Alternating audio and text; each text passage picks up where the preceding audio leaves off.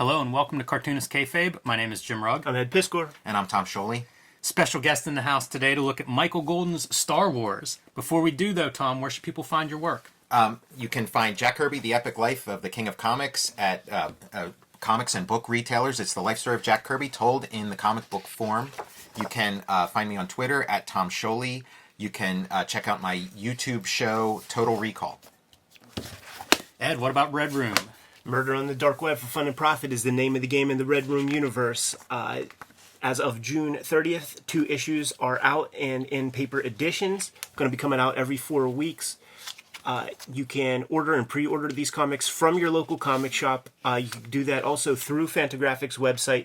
If you want to read the comics ahead of time, you can hit up my Patreon, patreon.com/edpiscor. $3 gets you the archive there. I have well over 100 pages of comics up there as we speak, and you can get to all of these links by way of my link tree in the description below this video. You can join me on patreon.com/JimRugg, where you can download my out-of-print zines and mini-comics like this wrestling zine, a collection of my wrestling drawings, ballpoint pen drawings, hard-to-find comics. You can also see a lot of my original art, including the original art process and sketches for the Red Room Cover 3 Teenage Mutant Ninja Turtles variant. So you can find all that and a lot more patreon.com/JimRugg. But we are here today to talk Michael Golden. It seems like he's becoming a golden boy on this channel. We've looked at several of his comics recently, and I don't see that stopping anytime soon. But I had this in my collection. I think it's the only issue of Star Wars that he draws, and it seemed like a perfect thing to bust out with special guest Tom Scholey in the house. First thing I got to point out, look at that signature Love the G signature, yeah. on the cover. Yeah. Wow. Yeah, like I understand that one more than his other one. Like I really need him to show me where all the characters are in that weird shape that he draws in the future. I agree, man. That's a fantastic, quite a deluxe there. One of the harder letters to write, and that one looks pretty good. Good branding.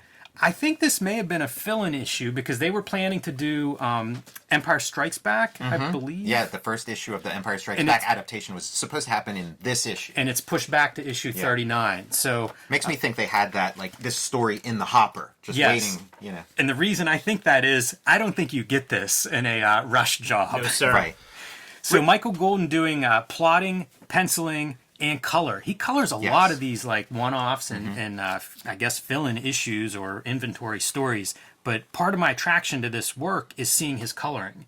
It really feels like a different perspective than what a typical comic of the time looks. Yeah, it's a holistic approach for sure. Noteworthy too that Archie Goodwin's the writer.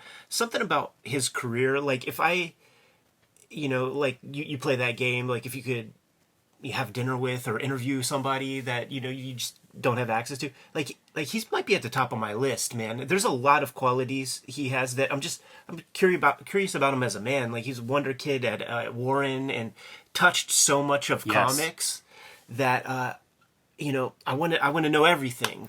Left us too young, but everybody, I've never heard a bad word about him. No. And like you say, man, all the way back to Warren, like quite a career. So, yeah, I'd definitely be curious to pick his brain for sure.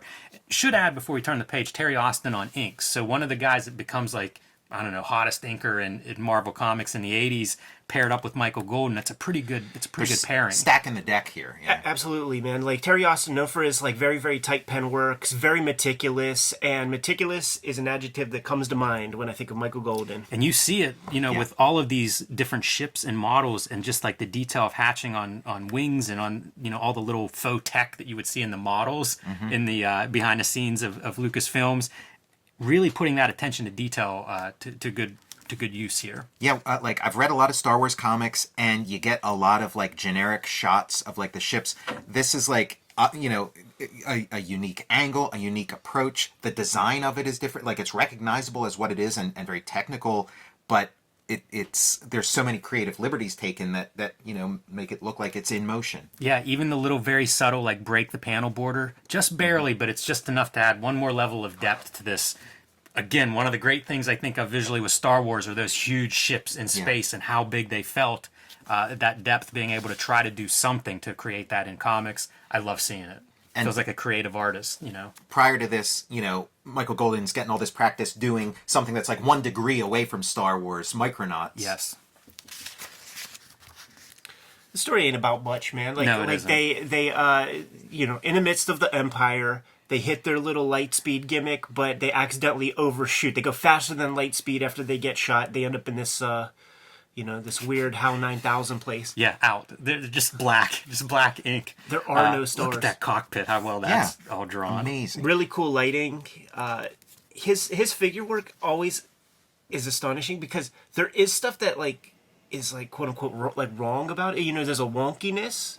There's like a fanzine quality, but there's so much more to it that just sort of like adds to the mystique.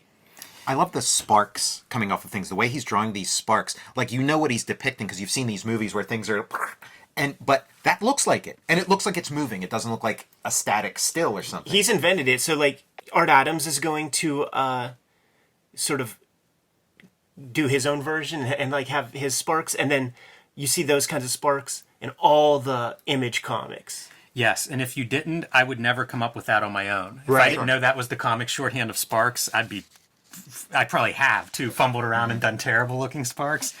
Love the coloring though. You know, you see as things are going wrong, they're red really popping as they're something's wrong with their ship.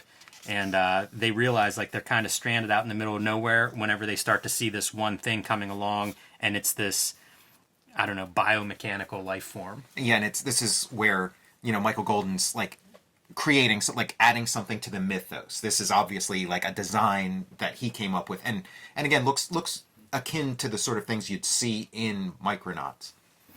Yeah, do you know if he invented this ship? This is like a shipping container kind of ship. They're smuggling medical supplies to the Resistance. Yeah, I don't know. I would guess that he did. I don't recognize it as like a Star Wars ship, and it does look a lot like some of the ships in Micronauts, like the ship that the Micronauts, like their main ship that they fly around on, looks a lot like. It would be stuff like this that's like very weird, you know, and then you could see the evolution of like, you know, McFarlane's and stuff like that. Yeah, pulling There from was that. there was one earlier of that, and I was almost thinking like manga eyes or something. Yeah. It's probably not coming from manga, but it's definitely like a cartoon eyeball or something, and maybe from Micronauts. He tightens it up in the nom. Like he figures this is all wood shedding, and then like when he gets to the nom, like he has that all figured out. That's an awesome page.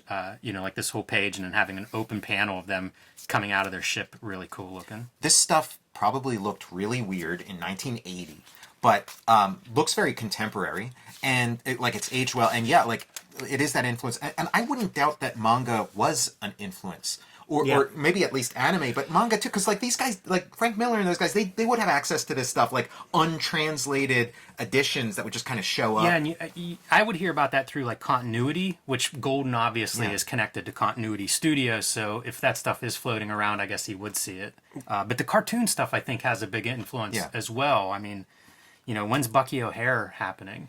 You know, so he's. I feel like his mind is in that direction. But again, you see it, those big eyeballs, like a cartoon character.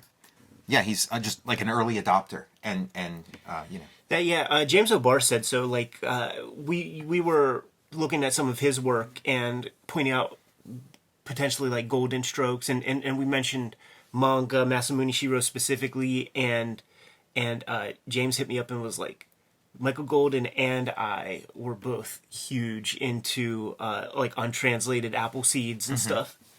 That makes so much sense. I love this page layout. It's that 6-panel grid of like the vertical panels, but then he uses that centerpiece of the page to do that open panel with the cool dramatic lettering. Really nice. I'd say he's maybe like 8 to 10 years ahead of the curve, because it was like the rest of the industry starts catching up. And also, like Marvel was something of a closed shop at this period, so you had all these old guys who just kind of didn't give a shit what anybody else was doing. But then when you start getting like younger guys coming in, like, you know, like the McFarlanes and the Liefelds, and you know, like then they're like, oh yeah, Michael Golden's the guy. It's interesting to me to think of this as a 1980 publication, because I link Michael Golden and Art Adams closely together, and it's like, Yeah, Art he's Adams first. is Yeah. years after this. You know, clearly pulling influence from a Michael Golden. Unbelievably influential creator, Michael Golden. Yeah, I think underrated in maybe his influence in some ways. Yeah, I mean, but once you point it out, it's impossible not to see. Really great page layouts, though. Like, look at this is another 8-panel grid that starts halfway through this page for this whole fight scene. I don't know that, you know, like a franchise that revolves around sword fights, I don't know that there's a better sword fight in a Star Wars comic than what we're seeing here. That's high praise. Yeah. It works well, any of these fight scenes, whenever you do go into like the choreography of repeating the panel sizes, and it's all like just panel content. Good lightsabers, man. Like There you like you have to be in control of the color to communicate these kinds of pieces. Good lightsabers and good material. If you follow like Luke's, the sleeves as they're whipping around. Yeah. Man, that's something I struggle with. Hair and sleeves, any kind of like the physics of that. Especially with impacts involved and switching directions. Because when you get that shit right, it really sings, man. It totally does. It sells all the physics, but if you can't get it right, if you can't crack it, that's the thing I end up drawing 20 times and none of them look right.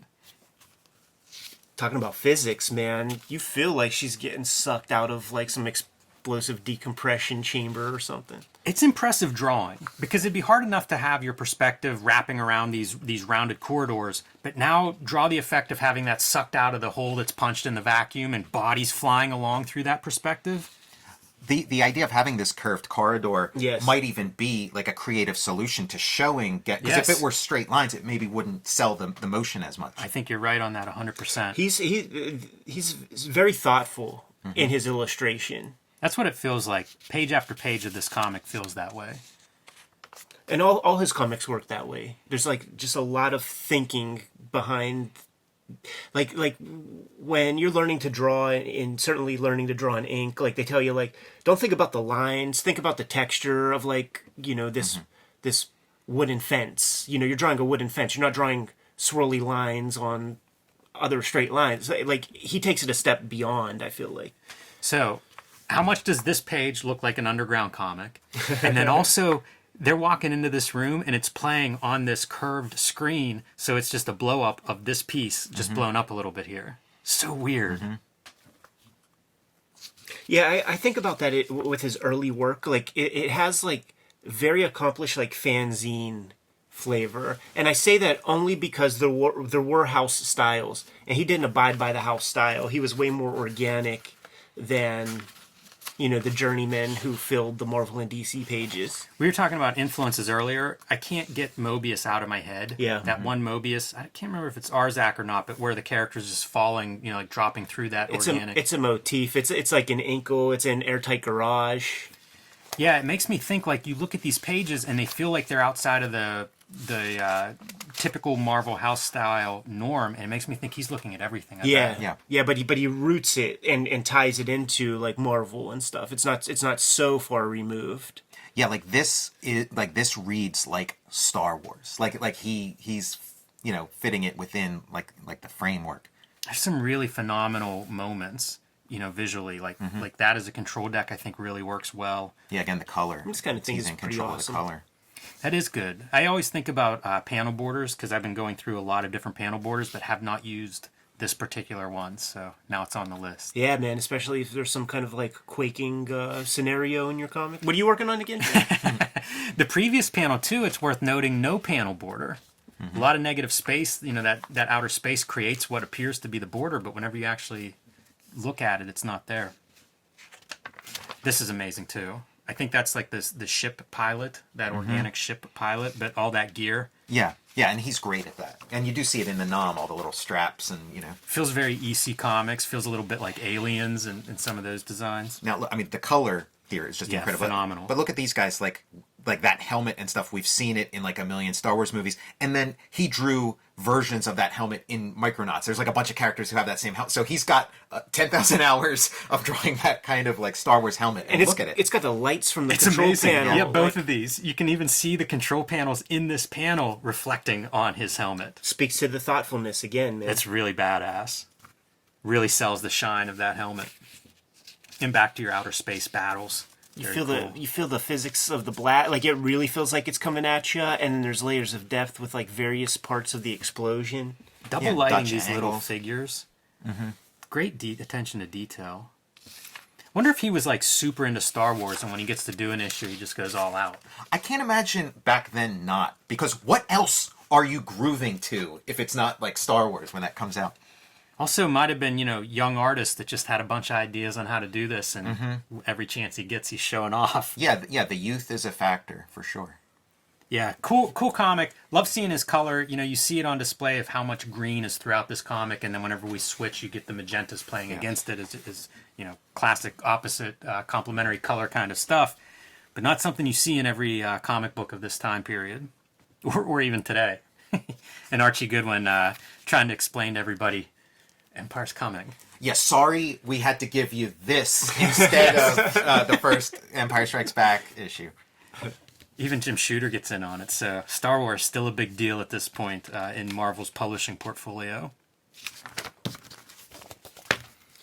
I think we're going to have a Michael Golden playlist. Could be, man, because I've got a couple more Michael Golden comics I want to look at, want to revisit. In the meantime, Kayfabers, like, follow, subscribe to the YouTube channel, hit the bell, we'll notify you when new vids are available. Jimmy, what's out there? Patreon.com/JimRugg is where you can download my out-of-print zines and mini comics. You can see a lot of my original art, including the original, the process, the sketches for the Red Room variant cover 3 featuring the Teenage Mutant Ninja Turtles. So patreon.com/JimRugg. Tom. Jack Kirby, The Epic Life of the King of Comics is my graphic biography of Jack Kirby. Follow me on Twitter at Tom Scholey. Check out my Patreon. Search Tom Scholey at patreon.com. And check out the Total Recall show. Would it be a graphic biography of sequential art? Yeah, it's a very there's a lot of sex scenes and stuff. It's a very graphic biography. Red Room Comics are out in the wild, murder on the dark web for fun and profit. As of June 30th, 2 issues have hit paper editions with new issues coming soon, every 4 weeks or so. You can read the comics ahead of time on my Patreon, patreon.com/EdPiscor. $3 get you the archive there. I have well over 100 pages of comics. I'm into the 5th story on the Patreon. You could get to links in my link tree in the description below for the Patreon and also to order and pre-order the Red Room comics. Subscribe to the Cartoonist Kayfabe e-newsletter at the links below this video. You can also find Cartoonist Kayfabe t-shirts and merchandise at the links below this video. Jamie, give him one last set of marching orders, man. We're going to be on our way. Read more comics.